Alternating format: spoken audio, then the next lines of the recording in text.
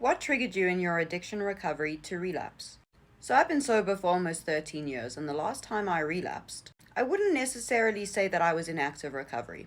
I was sober, but I wasn't in recovery. In fact, I had gone to my second rehab because I wanted to appease my family, not because I wanted to stop.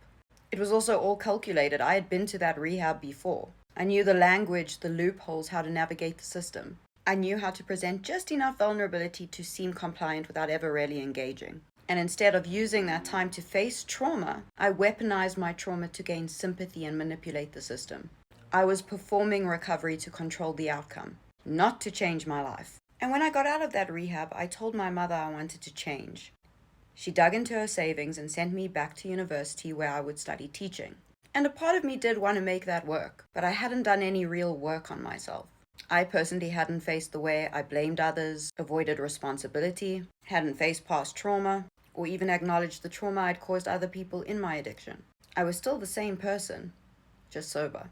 When I went back to study, I was placed at my old high school to do a teaching practical, a place full of history and the perfect place for me to have an excuse. So when I went to that school to do the teaching prac and I sat in the staff room, I just thought, hey, I'm gonna use. That's all it took, one thought. And because I hadn't changed anything in my life, I had no community, no accountability, no structure, I immediately acted on the thought. So I messaged my dealer, drove 40 minutes, picked up my drug of choice, came back and relapsed in the staff bathroom. That relapse didn't happen because of some big tragic moment. But I hadn't attempted to do any work on myself. I hadn't learned how to sit with discomfort. I hadn't learned that I could tell someone I was uncomfortable. So what's different now in these almost 13 years of recovery? Because in this time, life hasn't become easier. I have faced a lot of trauma, grief, and failure in this recovery.